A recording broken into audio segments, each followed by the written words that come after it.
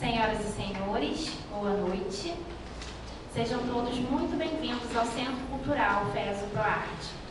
Nesta noite especial, estamos aqui para celebrar as mulheres no cinema brasileiro e ouvir a importância da acessibilidade cultural. Para isso, realizaremos 2 painéis, onde conheceremos os bastidores do processo de criação da obra Rio de Clarice, aprovado na Lei Paulo Gustavo, no estado do Rio de Janeiro. A primeira mesa contará com a participação de suas roteiristas e depois convidaremos as 5 diretoras para trazerem suas visões da participação da mulher no audiovisual e suas inspirações para seus contos. E para completar esse maravilhoso time, teremos as participações especiais de especialistas da Superintendência de Acessibilidade da UFRJ. Para a realização desta noite, contamos com a parceria da Fundação Educacional Serra dos Órgãos, FESO, através de sua mantida, o Centro Cultural FESO ProArte. Nossos agradecimentos ao presidente da FESO, Dr. Vladimestra, e seu diretor-geral da FESO, Dr. Luiz Eduardo Pocidente Tostes. A direção do Centro Cultural FESO ProArte, professora Edenise Antas, e ao presidente do Conselho do Centro Cultural FESO ProArte, Dr. Jorge Bragança, por todo o apoio e parceria na realização desta importante atividade artística e cultural para Teresópolis. Convidamos agora Túlio Bambino, nosso mediador, que chamará à mesa nossas convidadas especiais. Muito obrigada a todos.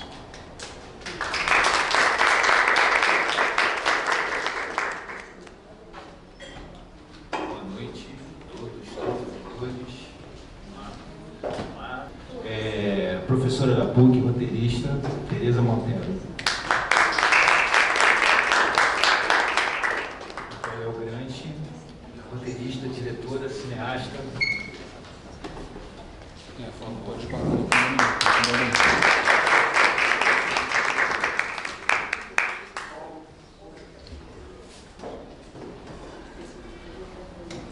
Discutir um pouco sobre adaptação literária ao cinema, em especial Clarice Lispector, né? Que tem muito simbolismo, muita coisa para ser discutida em torno disso.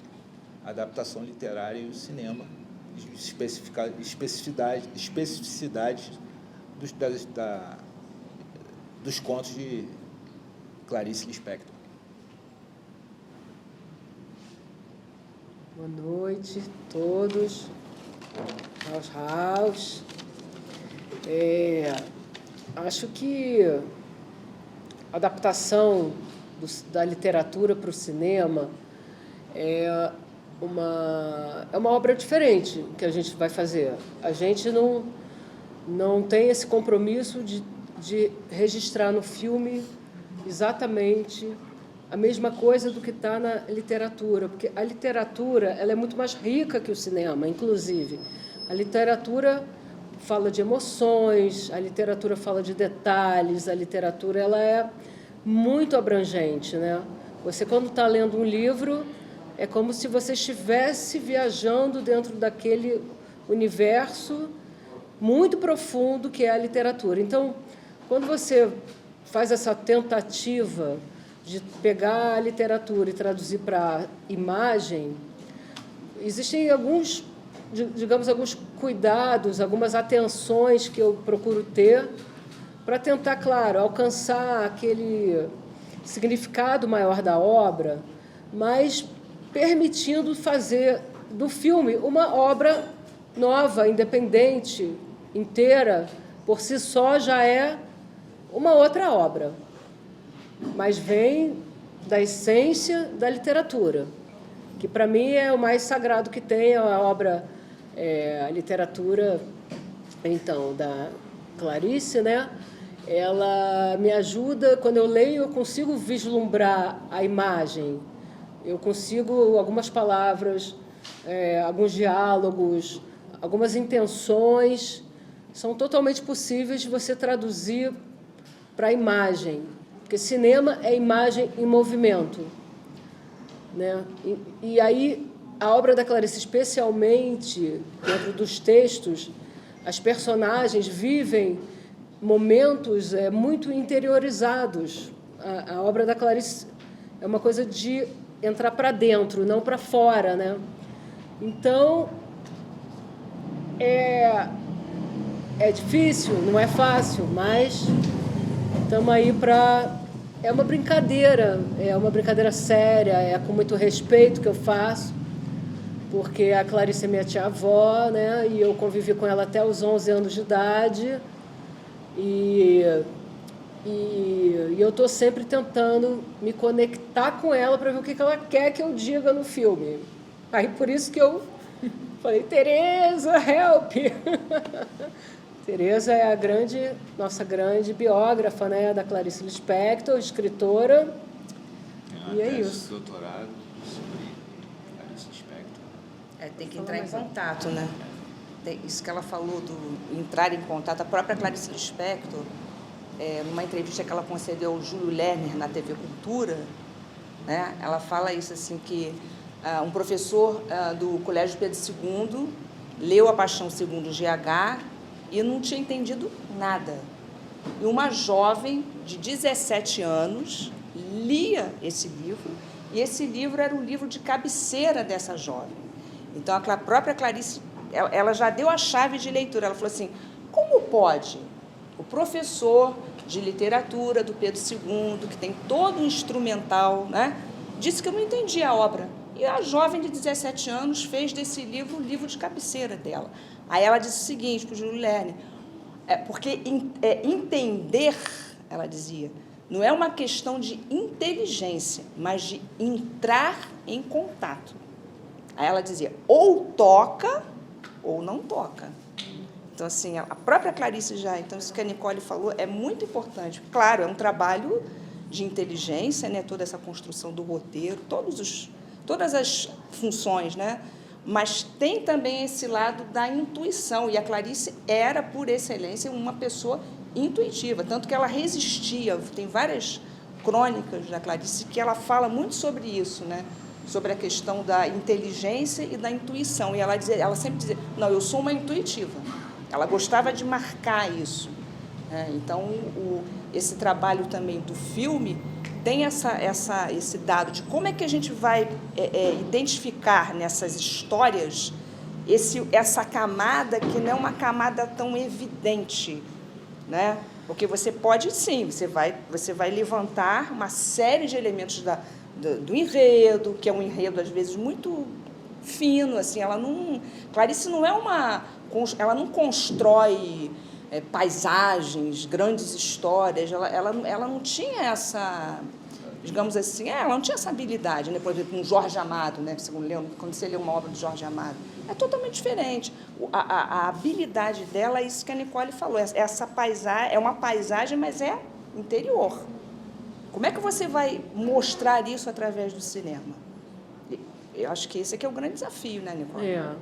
Eu acho que algumas tiradas de diálogos, porque ela tem em todos os roteiros, todos os textos, os contos, tem trechos de pensamentos ou mesmo de diálogos. E, normalmente, os diálogos eu sempre aproveito todos. Os pensamentos, a gente fica, será que a gente encaixa isso? Ou a gente suprime, ou a gente bota como uma narração off.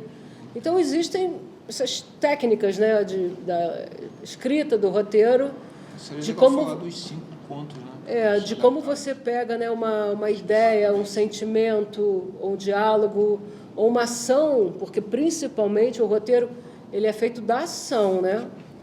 Então, agora, também é feito do momento do silêncio.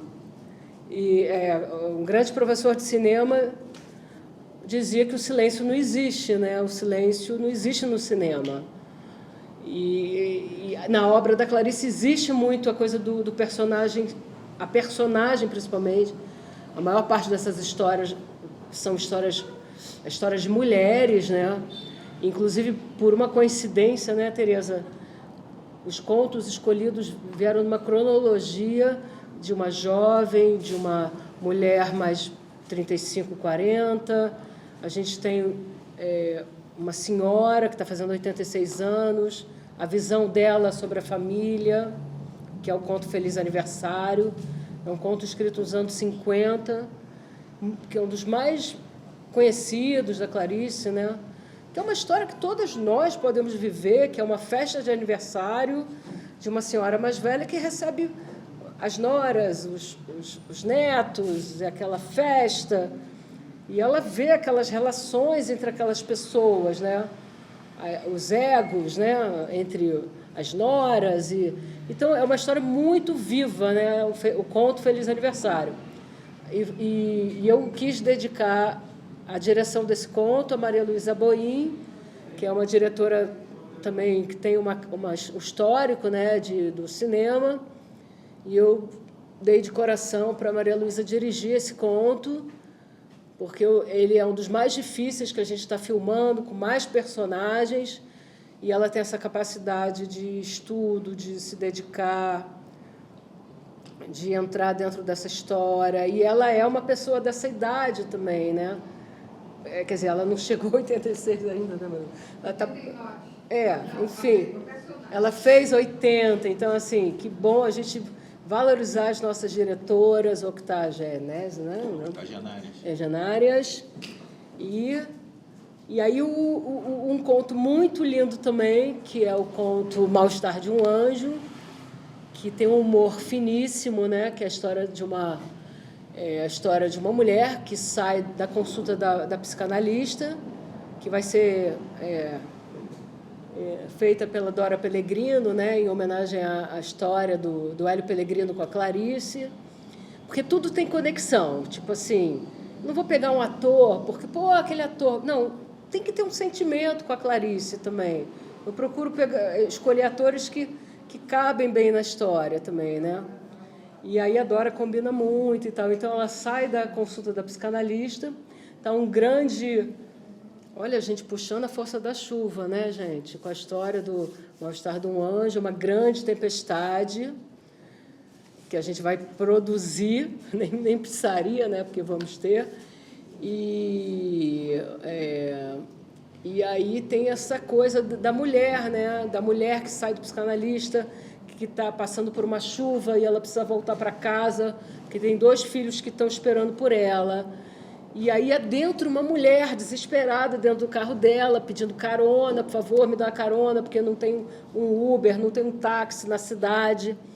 E aí aquela mulher faz da vida. Aquela mulher vira uma grande invasora dentro daquele espaço que ela conquistou naquele táxi, que ela passou até aquele conforto, né? Que ela finalmente entrou dentro do táxi que iria levar ela de volta à casa dela. Vai ser, enfim. E aí esse conto eu quis dar para nossa querida diretora Eunice Gutmann, que é uma presente também, uma das atrizes mais famosas, vai estar com ela. Eu dei para ela, fica para o teu conto. Uma atriz linda que faz Clarice Lispector muito bem, que é o único conto que a gente está filmando que realmente existe uma personagem que é Clarice Lispector. Os outros contos a Clarice não está, ela está nos bastidores. Aí eu vou deixar minha amiga falar um pouco, senão eu falo muito. E tem também as histórias O Amor, né? Preciosidade, A Bela e a Fera. Isso que a Nicole falou, quer dizer, todas as histórias, elas sempre têm, elas se entrelaçam, porque você tem sempre o quê? São as mulheres, né? São várias fases na vida das mulheres, que é isso que ela falou, qualquer pessoa vai se identificar. A adolescente em preciosidade, né, descobrindo a sua sexualidade, mas vivendo um conflito com isso e ao mesmo tempo, ela sendo vítima de uma violência sexual. Então, assim, é uma história bastante contundente e, assim, rara, no caso, dentro do percurso clariciano. Né? No Amor...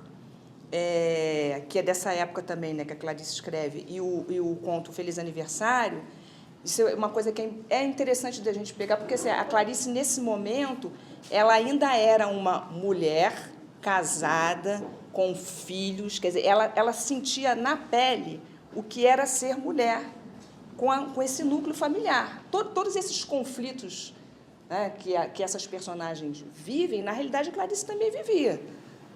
E aí, como ela trazia a experiência dela para esse núcleo que ela constrói como ficção, né? Isso é interessante também. E na parte dos contos, que é A Bela e a Fera, que a Nicole vai dirigir, né? E Mal-Estar de um Anjo, da Eunice, é justamente já uma Clarice que ela já se afastou dessa condição de mulher casada, com a família constituída. Clarice já se separou nessa fase do Mal-Estar de um Anjo.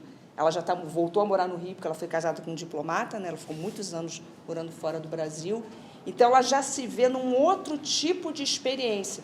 E quando ela chega na Bela e a Fera, que já é o final, né? Já é de 1977, já é a Clarice madura.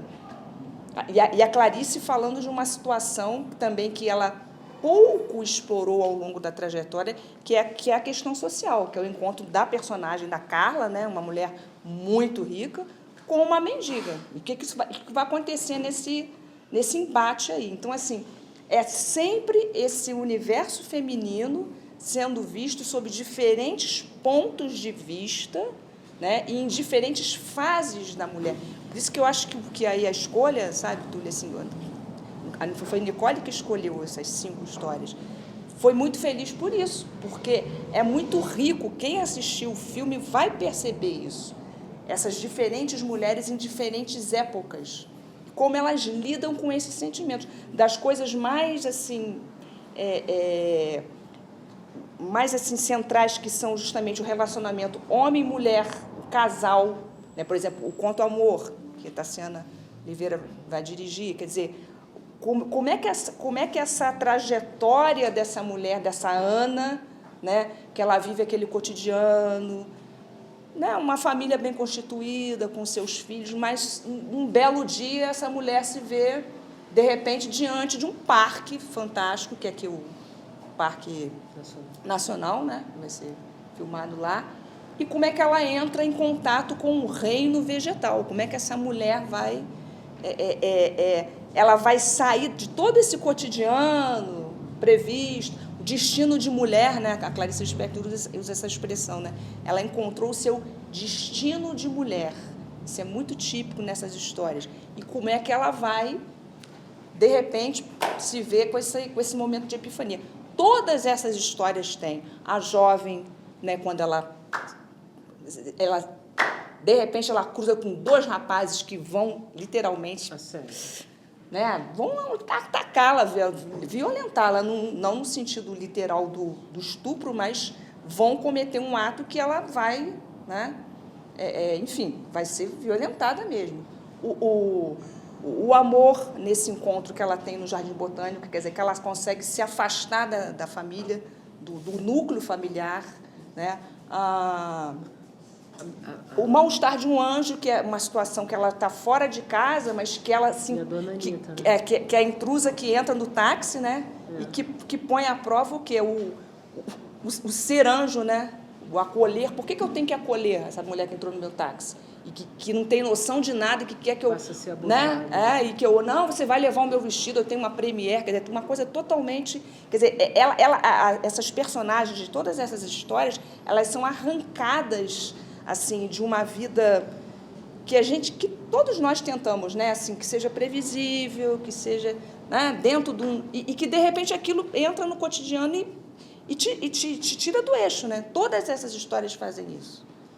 Isso é uma força, né, e acho que dá essa unidade, né? De adaptação literária, assim, e os monólogos interiores, assim, essas coisas, que isso é muito forte na obra de Clarice, né? Tem uma mulher andando no bonde com uma bolsa, aí quebra o ovo, cai as compras, aí que passa por dentro da cabeça dessa mulher, nessa ação simplória, é um outro universo, quase que um portal de Matrix. Como é que vocês estão trabalhando esse tipo de coisa? Eu acho que o ovo é um elemento muito sagrado dentro da obra da Clarice, né? O ovo, a galinha o ovo, né?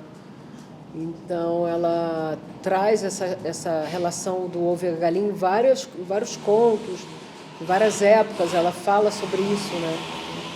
E aí no conto O Amor também ela traz essa questão do ovo, né? O ovo é a matriz, né, de tudo, né? Acho que o ovo é da onde vem tudo mesmo, né?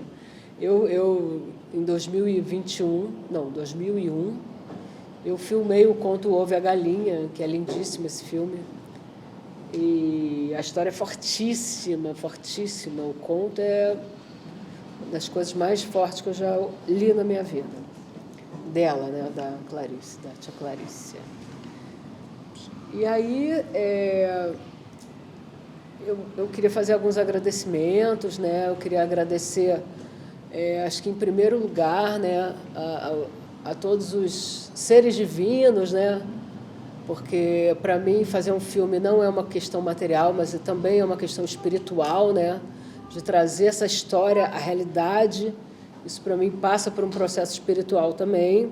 Então eu quero agradecer a todos os seres divinos, né, da Corte Celestial. Quero agradecer a Clarice Lispector, onde ela está, né?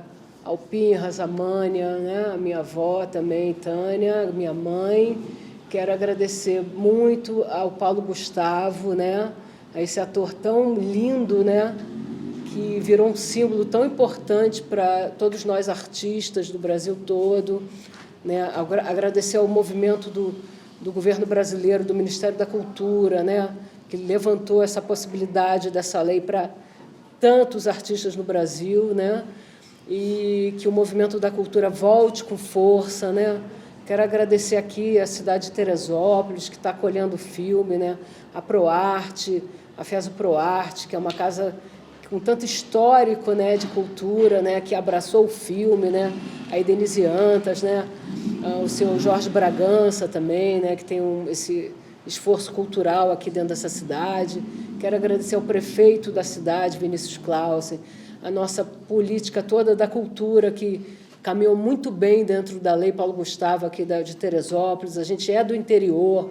A gente ganhar um prêmio nessa cidade é muito importante, né, para gerar um monte de oportunidades de empregos, de trazer tantas pessoas lindas, também muito especialistas, né, dentro do audiovisual, que aqui a gente ainda não tem na cidade. Então, a gente precisa trazer grandes mestres da elétrica, da fotografia, da continuidade, e essas pessoas todas que estão aqui somando com a equipe de produção, platô, e todas as minhas queridas diretoras que estão aqui, a Túlia, a todos vocês, muito obrigada.